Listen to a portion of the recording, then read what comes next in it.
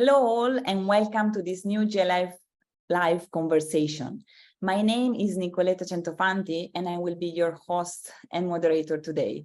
I'm the General Manager at the Luxembourg Sustainable Finance Initiative, the LSFI, which is a not-for-profit public-private partnership with the mission to raise awareness and help the financial sector transition, in particular focus in Luxembourg. I'm delighted to be here today and have the opportunity to discuss on how financial reporting standards can work together to achieve sustainable food systems with two great experts. Taking part in this discussion today, we are joined by David Craig. David is co-chair of the Taskforce on Nature-Related Financial Disclosure, also known as TNFD. He has 30 years of experience in financial markets, data and technology, and sustainable markets. David is an executive fellow at London Business School Strategy Entrepreneurship Faculty and a member of the MAS ITAP, the Monetary Authority of Singapore International Advisory Panel, and also an advisory board of the Sustainable Markets Initiative, or SMI. He is also the founder of Natural Capital Technologies, providing news, information, and insights for investing in technologies harnessing natural capital to drive sustainability. We are also joined by Jingdong Hua.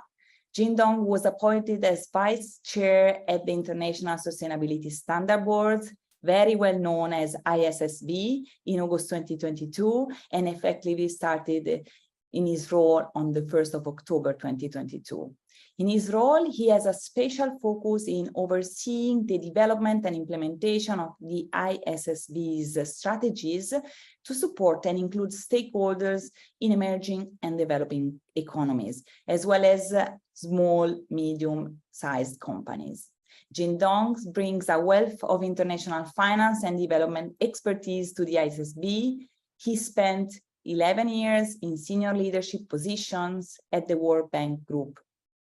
First, as vice president and treasurer of the International Finance Corporation, the private sector arm of the group, for 8 years, and then 3 years as vice president and treasurer of the World Bank, the public sector arm of the group. Thank you both for joining us. Before we move into the discussion, I would like to hand over to you to briefly explain to our audience what respectively TNFD and ISSB are, their main objectives, and what investors should be ready for. David, would you like to start? Yes, thank you very much. And it's a real pleasure to be with you today. So very briefly, the Taskforce for Nature-Related Financial Disclosures is a market-led task force. We have about 1,100 members. We have a core design team. And what we're doing is we're creating a risk management and disclosures framework to allow financial investors to make decisions based on nature-related risks and opportunities. In order to do that, the framework applies to corporates who are addressing nature-related risks and opportunities, assessing them through their location footprint, and disclosing information that is then investor-ready for investors to look at this information about where those risks, those impacts, those dependencies or opportunities might lie, and to use that information to effectively redirect financial flows away from those things that are harming nature and causing risks in the systems, to what we call more nature-positive contributing action. So in a short, TNFD is a market-designed framework. We're not a standards body, we're market-led, we're an initiative to try and, if you like, simplify this nature-related financial and economic and business interface and use something that is adaptable and usable around the world for us to make investor-ready decisions on financial risks from nature. Thank you very much, David. Jingdong, would you like to introduce us the ISSB? Indeed, Nicoletta. First of all, I would like to thank Luxembourg Sustainable Finance Initiative for this opportunity to share the work we are doing, and also happy to be on the same panel with David. David, I salute you and TNFD for the great pioneer work you're doing. So at ISSB, as you know, we were created at Glasgow COP with the urgent mandate to introduce a global baseline of sustainability disclosure to converge, the many alphabetic soup of different standards to provide decision useful information for investors. So we are a sister board of the International Accounting Standard Board under the IFRS Foundation. And indeed, our job is really, if I can summarize in 4 objectives, is first to develop standards for global baseline sustainability disclosure. And that would then hopefully meet the information needs of investors, what we call decision useful information. And of course, enable preparers or companies to provide comprehensive sustainability information to global capital markets. And finally, we also aim to facilitate interoperability with disclosures that are jurisdiction specific and or aim at broader stakeholder groups. So this is an exciting time as we just launched our first 2 standards. We can go into a bit of detail later on. So in a sense, the work just began because now we are working with regulators, policymakers, to see and to support mandatory and voluntary adoption of our standards in different jurisdictions all around the world, including, as you mentioned, a particular role I play in the Global South. Thank you very much. Thank you very much, both of you, for being with us today. So now it's really time to kick off our discussion. I would like to continue with Jingdong. So you mentioned that the 2 standards were recently launched. So, and you also mentioned that the objective, one of the first objectives, is really to develop standards for a global baseline of sustainability disclosures. Can you please explain us a bit how these 2 recently released standards respond to this objective and why it is so important to reach this objective? So let me take a longer view. When I started my capital market career more than 30 years ago, the word ESG did not exist, right? So the past 3 decades were a time when investors gradually and increasingly realized that ESG or sustainability matter in financial decisions. And therefore, as time progresses, many different frameworks, standards, requirements have been created all over the world. Now we call it alphabetic soup. On one hand, they have been very positive in terms of enabling companies to start looking at and focus and disclose sustainability-related information. On the other hand, unintended consequence is that it actually confuses both investors and preparers because there are many different languages and dialects spoken in this space.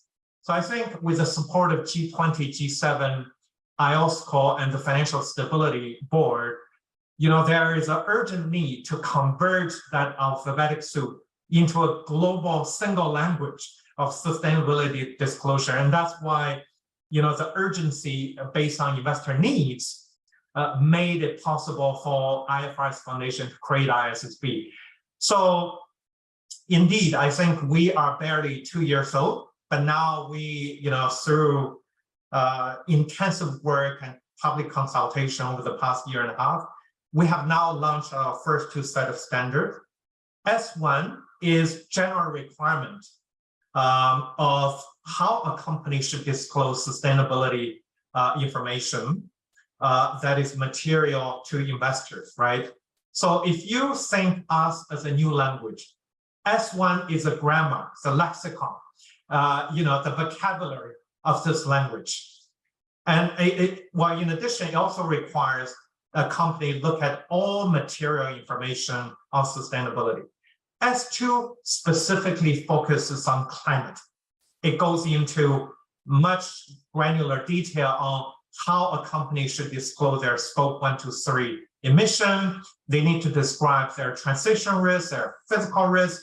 They need to carry out scenario analysis, do resilience assessment, so on and so forth, right? So, our mission is climate first, but not climate only. So once now we have finished this first two standard that will become effective January 1st, 2024, we have now started the public consultation for the next set of possible standard making, including in biodiversity and nature, which we can talk about a little later on. So indeed, I think the purpose of our standard is really to enhance the dialogue between preparers and investors, and to make global capital market more accountable, more transparent, more comparable, and therefore more efficient, to enable global asset allocation done in an informed way. Thank you, Jingdong, for this comprehensive overview. David, you mentioned shortly already the role of the TNFD framework. Can you please explain more in detail which are the dimensions that will be covered by the framework? Yeah, so the framework takes a comprehensive view of nature and biodiversity, including climate. When we started on this mission 2 years ago, we actually used all of the scientific knowledge out there and created a model using the scientific research and the models that were there that included 4 realms: atmosphere, fresh water, oceans, and land. And we modeled ourselves on the TCFD. TCFD has been an incredibly successful program now, I think about 7 years old. Just announced it's been incorporated into the ISSB, which is fantastic, and congratulations to Jingdong and the team for taking that step. And we've modeled ourselves on TCFD because A, companies and financial institutions are very familiar with it, and B, we wanted to build upon climate, but incorporate in a holistic view of nature. So 4 realms of atmosphere, fresh water, oceans, and land, breaking down into specific biomes to allow companies and investors to really understand their business footprint and their portfolios, and exactly where are they interfacing with nature, and where do they have what we call dependencies on ecosystem services, like the provision of fresh water or pollination services to create food or materials, where they have impacts on nature, where they're either negatively or sometimes even positively impacting those ecosystem services or the state of nature, and how those translate into both risks to the business or the investment that you're making, or in fact opportunities as well. So we talk about DERO, in effect, dependencies, impacts, risks, and opportunities, covering 4 complete realms of the natural planet. Now, we've built upon the TCFD. We reference obviously TCFD. Jingdong mentioned scope 1, 2, and 3 greenhouse gas emissions equivalents. We reference towards that, but build upon that a comprehensive view of nature, because I think what we're all discovering in the business and finance world is we have to look at nature and climate together. Much of the physical risk that is happening to our planet and to impacting businesses and investors is actually taking place on the natural system.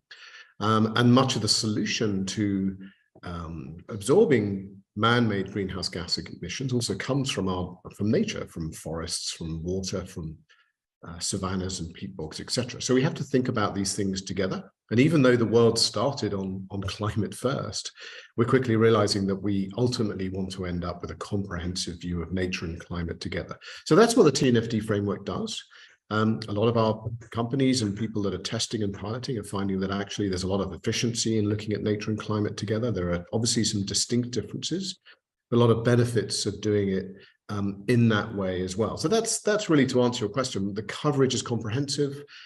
We look at these realms and the biomes. We try and take a full look of nature, because looking at just one aspect of nature can be very dangerous. You could just look at, say, for example, water, but if you're not looking at pollutants or land use or other things, then you're not really achieving that full balance of understanding where all the risks might lie.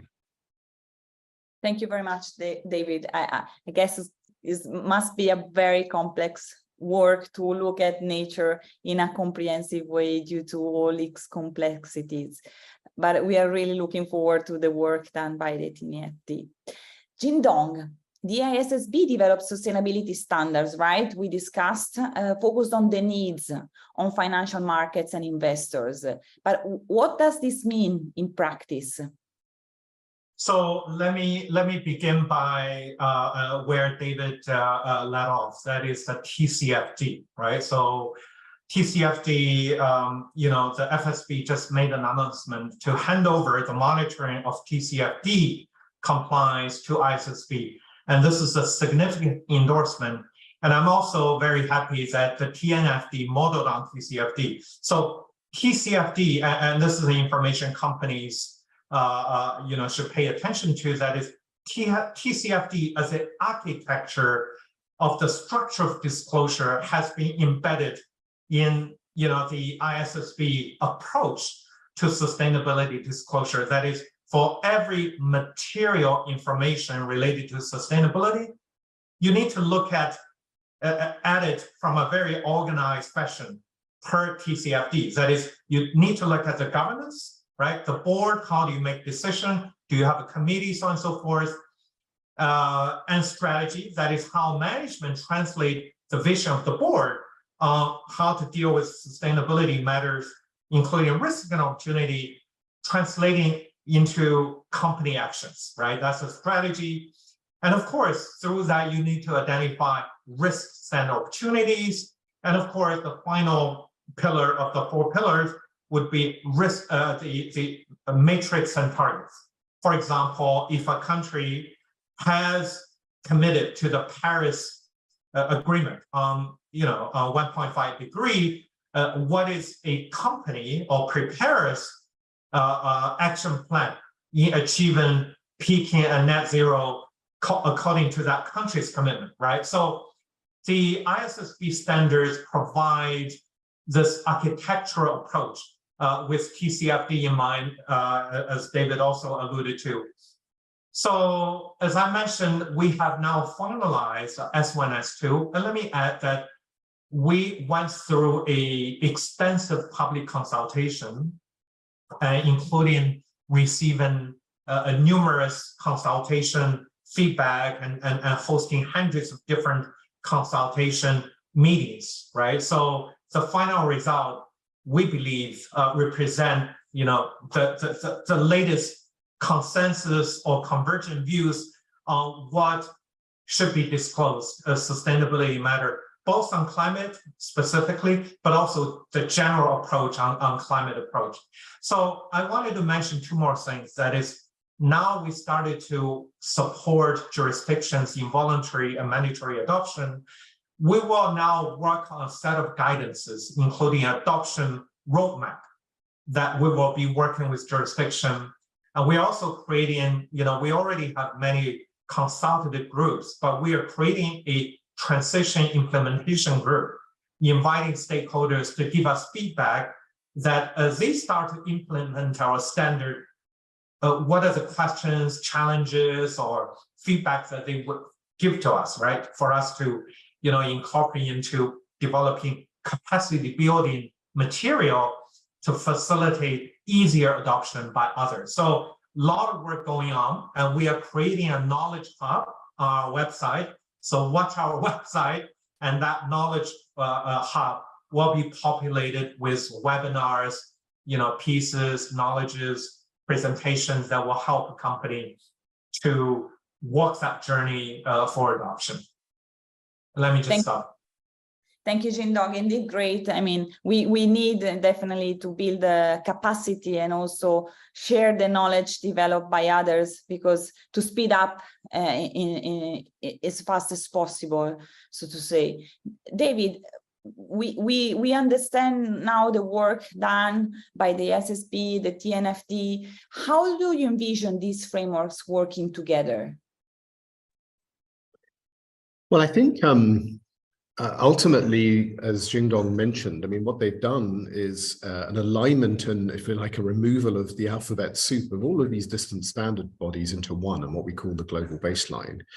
So our assumption and goal is that the destination of TNFD, rather like TCFD, is into the ISSB global baseline. So it becomes embodied in global standards, both applicable globally and, as Jingdong said, through different jurisdictions as well. We are working closely with the ISSB. We're ensuring that what we're creating as a market approach is consistent and aligned to their future direction of travel, so that hopefully, as they go through their next consultation of what's next, and what to incorporate, people will sort of come back and say, well, actually, we think that the TNFD is the right approach to take, and we should incorporate the methodology that they've used, just in the same way as TCFD has so successfully done. So we are working hard to align to what's called this global baseline, to make sure we use as much as possible similar language. And there is, as you heard from Jingdong, we're slightly ahead in terms of the timing, which is fine, because we're pushing the barriers of understanding nature, and it's a complex topic, as you said, and there's lots of learning. But hopefully, as you heard from Jingdong, as they go through their consultation process and start looking at the next areas, they can then incorporate what the market wants, which is the incorporation of nature and climate together, to incorporate that inside the ISSB standards over time. So work in progress. The consultation process is happening. We're going through a major testing process. We have over 200 pilots happening around the world, in the north and in the south, where a lot of the really most precious natural assets actually lie, as well as consultation, to make sure that what we're creating is not just reviewed, but also tested. And it's robust and it's practical, because nature can get very complicated. We've got to make sure that we create things that are reflecting that system complexity, but as practical and simple as possible, so that they can be implemented by investors, so they can understand where those risks lie, where those dependencies lie, and what are the right mitigation approaches to take them. So very much work in progress, but it's great news that our teams are working together so that we try and make this as practical and simple for the world's global financial markets as we possibly can. I love this work, practical and simple. That's what we all aim at. And that's also what we try to do at the Luxembourg Sustainable Finance Initiative. We try to simplify the complexity, which is not as simple as it seems, so to say. Jingdong, slightly changing subject, right? There are a variety of voluntary sustainability standards available today. I won't mention them all, but as far as I know, there are at least 20 standards available. How would you advise investors that are using them now that the ISSB standards are available? Yeah, so Nicoletta, before I go there, let me compliment what David said. As a matter of fact, he and I remember we're on the same panel at COP15. That's a good sign that we're collaborating. And of course, we have been focusing on climate as our priority, but now that standard is down in our consultations. David said, we definitely are referring to the great work they are doing in informing us. And of course, David, your team working with us, providing feedback and comments. So that is something we are doing. And similarly, let me say that our standards were not created out of vacuum, because a lot of pioneers have done work, whether it's TCFD, whether it's ISSB, CDSB, which have all now been folded. And of course, the integrated reporting, they have now become a legacy part of our standards, right? So we did, in convergent.alphabetic suite, already made effort to take the best out of existing voluntary standard.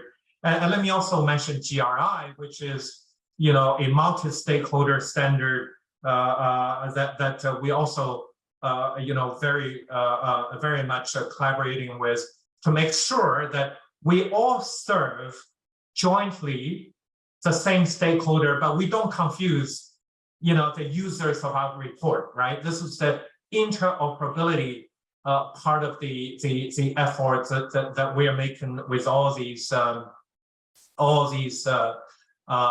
different standards. So what I would say is that in achieving that is, there is a journey that needs to be traveled, and that journey is because investors and companies feel the pain. I can tell you, Nicoletta, I heard one chief sustainability officer of a multinational company telling me globally, they have to prepare their reports under several hundred different sustainability requirements, right? You cannot view that as opportunity. That's a big burden. And meanwhile, investors saying, how do I compare a disclosure from one country with another? Because they may have different, even if they commit to generally speaking, working on the same framework, but they are not, they are very different dialects of the same language. Just like as a Chinese, I cannot understand Cantonese, although when you write it down, it's all Chinese, right? So this is where our motivation to converge. So eventually, we like to see a day that we all speak the same language fluently, we can understand each other. But let me add a quick point. That is, when you begin to speak a language, you cannot expect people to speak perfectly on day one. It's a process, right? How would our standard incentivize companies to start that journey rather than the standard is so prohibitive, saying, oh my goodness, your standard is so rigid, I'm afraid I'll fail on day one anyway. So this is why our standard has built-in recognition release to make sure you can start that journey with confidence. And over time, we will all converge and that people don't feel the need to speak many different dialects and they can drop all the other legacy standards and converge on the single one. So that's the journey we're traveling. So no need for perfection on day one. As a matter of fact, perfection is the enemy of the good, right? But one day, hopefully, we'll all get to that end point. But we need to start that journey somewhere. And this is where our standard high quality global baseline with built-in flexibility to accommodate different stage of readiness by big company, smaller company, or from an advanced country to developing country, so on and so forth. So that's a message I like to send. Thank you, Jingdong. Indeed, we are in a journey and we need to converge somehow to this unique language. I have a similar question to you, David. How should investors use the TNFD if they are adhering to other standards? How would they fit together? Well, I think Jingdong said something, he took the phrase from me, which is, let's not let the perfect be the enemy of the good. We have to start somewhere. And we have to get going. What we've done is align to a very important agreement that was made in Montreal, in part of the Kunming-Montreal Agreement, the Global Biodiversity Framework, which has said by 2030, we will halt the destruction of the natural system and actually start a move to a more nature-positive world. Now, we've only got 7 harvests left before 2030, 7 harvests are left. So we cannot be perfect. We've got to start somewhere. And the one thing that GBF did was it almost highlighted and prioritized the things that we can start the first. It talked about stopping land use change and water use change. Well, one of our most important metrics we therefore have in the TNFD is the amount of land use change that's happening in your business system or your portfolio. We then look at resource use, we then look at pollution, and then we point to climate. So we've tried to keep this simple, aligning to that global biodiversity framework and that agreement that will ultimately get us to a nature positive world, and used a lot of the existing standards and information that was already out there. Jingdong mentioned ISSB, CDP, PRI. There are certain aspects of nature that have been measured for many years. We reuse that measurement techniques. We don't reinvent the wheel. So that's how we've done that. We've actually taken the very complex world of natural ecosystems and boiled it down really to 14 metrics. That is under final review at the moment. We've closed our feedback. We are launching on the 18th of September. We think that we'll stay around the same number to try and make sure that this is practical and to reflect the standards that are already out there, but not create a whole lot more. And I think there's a really important philosophy here, which is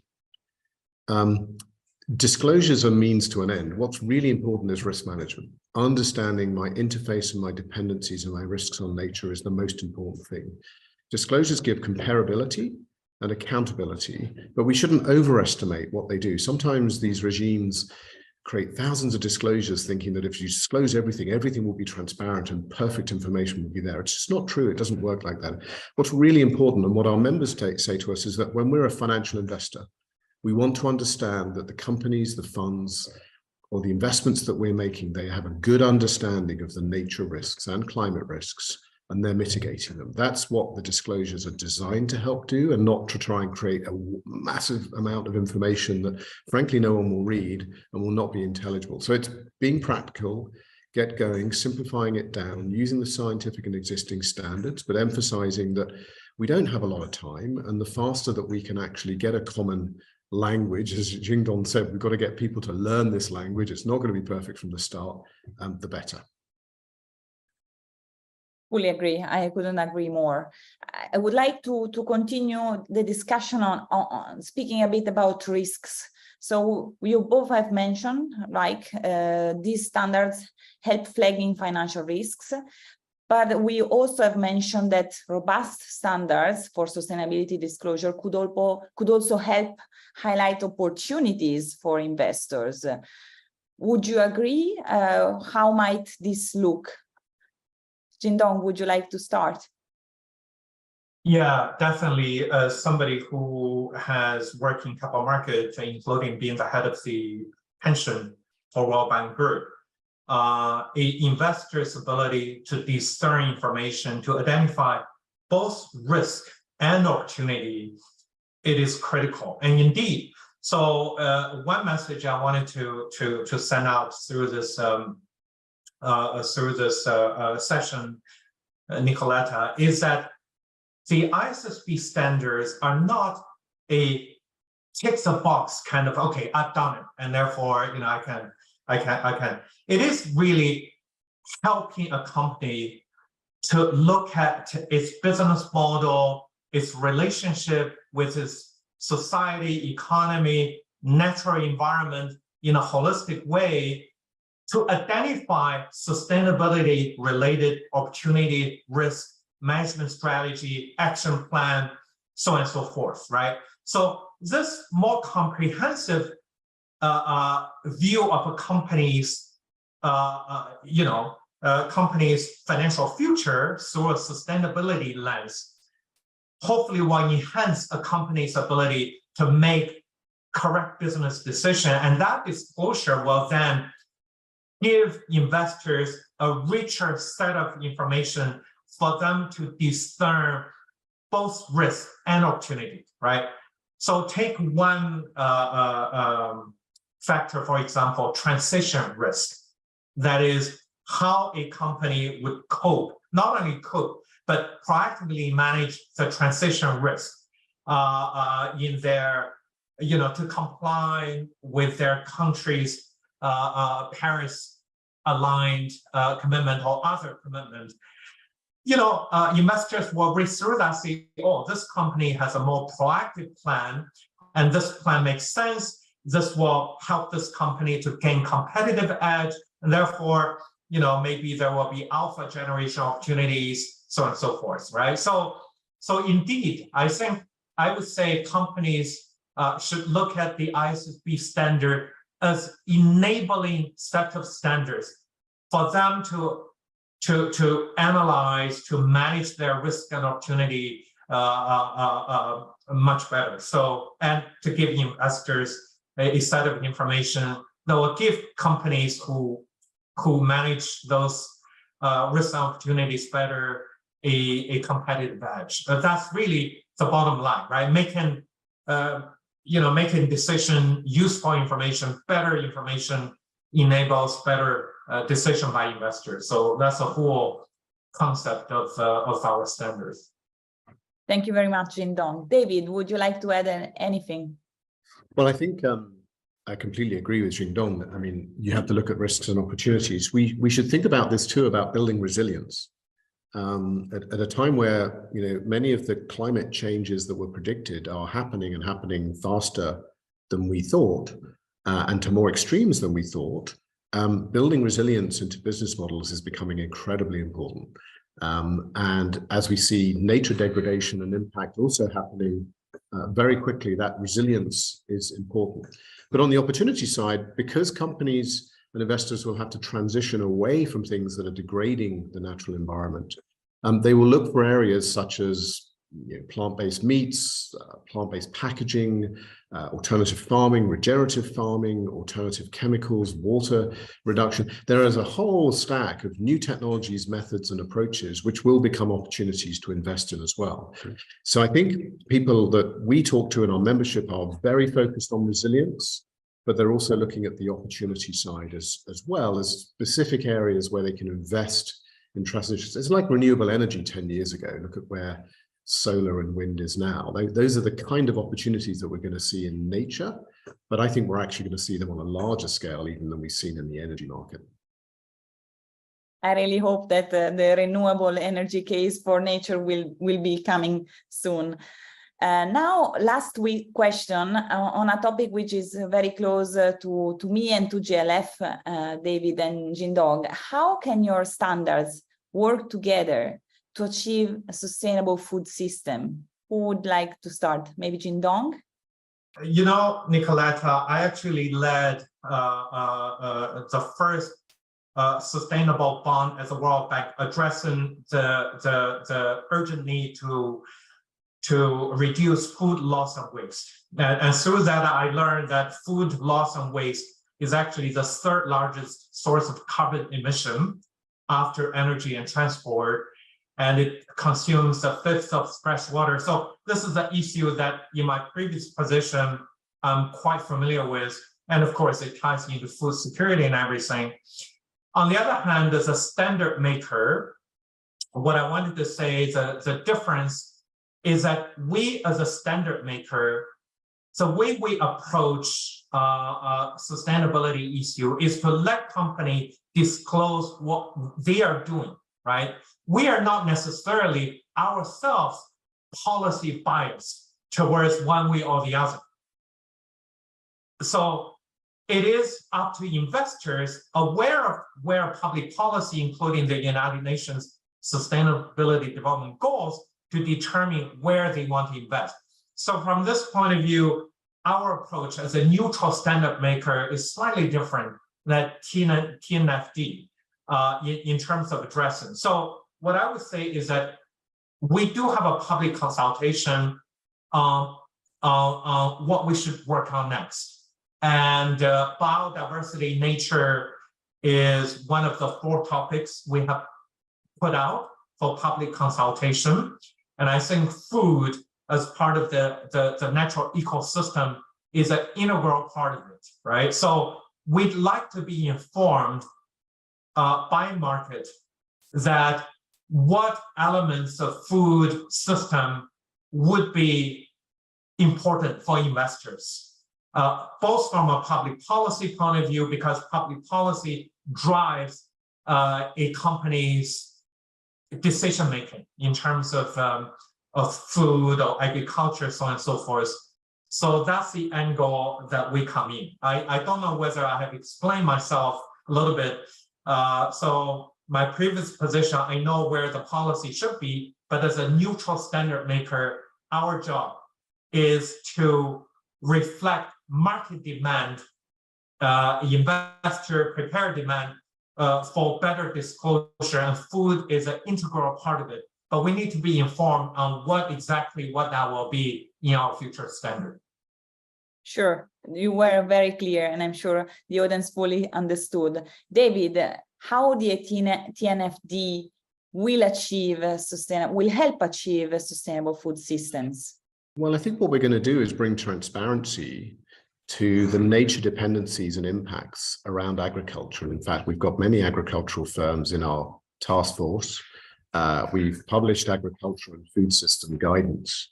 And of course, when you go back to the GBF that I mentioned earlier, the Global Biodiversity Framework, that says the #1 cause of nature loss and biodiversity loss is land use change. We're losing the equivalent of a football pitch of forest. I've heard different stats on this, 11 a minute, 1 every 11 minutes, choose your number. It's vast, it's quick. A lot of it is caused by the food system, either because we're cutting down forests to create feed, or we're cutting down the areas to graze and farm the animals. So this transparency of what's happening is going to reach the investors. And they're going to say, well, how do I invest in a food system that doesn't involve land use, doesn't involve overuse of fertilizers, doesn't involve over-dependency on water, and they'll start looking for alternatives. I think it would mean that, again, as Jingdong said, we're not policymakers, but when you look at the numbers and you look at the stats, cattle, beef is an obvious area that is very land intensive, very water intensive, very feed intensive. So I think investors will start looking at, well, what are alternatives? What are other areas that can be produced? How do we create different food systems? How do we use regenerative farming? Big debates around many parts of the world, in Australia and India, in the UK, and in Germany and in the US, about regenerative farming, not just as a better way of producing food for the environment, but actually also as a way of storing carbon. So you get a better way of farming that is absorbing CO2, that creates then credits for farmers and a sustainable financing stock, and is potentially a kind of win-win-win for nature, farmers, and food. So again, like Jingdong said, we're not policymakers. What we do is bring transparency so that investors can understand where are the biggest dependencies I have, where are the biggest impacts I have in my investment portfolio, and how can I instigate change through redirecting financial flows to those areas that are more nature positive and more sustainable in the long term. And I think the food system is not the only, but it's the largest probably agricultural industry area that we need to focus on to stop the destruction of biodiversity. Very, very interesting indeed. I like what you said, disclosing to find alternatives. That's a very interesting perspective as well. Well, I would like now to wrap up and maybe see whether you have any final call or comments or remarks for our audience. David, would you like to start? Well, my final comment is, hopefully you've heard from the two of us today how we're moving in this direction. And I'd re-emphasize Jingdong's point that we have to get going. We can't let the perfect be the enemy of the good. We have enormous amounts to learn. We shouldn't pretend we know everything. But the best way to learn is try. And actually, by our launch of the TNFD in September and by the pilots that are happening, we hope to see the market starting to adopt, starting to use, so that by the time that we then reach the next phase of the ISSB's standards, which we're all very excited about, we can incorporate what the market has developed and tested from the world of nature and have an integrated nature and climate approach. Thank you, David. Jingdong, your final remarks. Yeah, I agree with David with the message that let's get going first, and let's start learning this new global single language of sustainability disclosure. We will be working with government, regulators, stakeholders to support the early voluntary and mandatory implementation of S1, S2 on one hand, and of course by providing capacity building, and on the other, with an eye on the future, requesting active contribution to the public consultation to shape our future standard making. So looking forward to exciting times ahead. Indeed. Well, I really appreciate the discussion. So for sure we are on a journey, but we are seeing a lot of, I'm seeing a lot of progress, and both the work that your organization are doing are helping interoperability, convergence, simplicity, practicality. As you said, I really like the metaphor. We are aiming at a single language that is fundamental for then having investors achieve sustainable development goals and the Paris Agreement goals.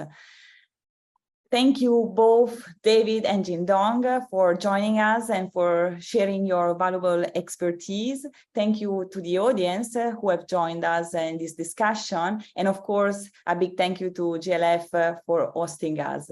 Thank you again, and I wish you all a great day. Thank you. Thank you. Thank you very much.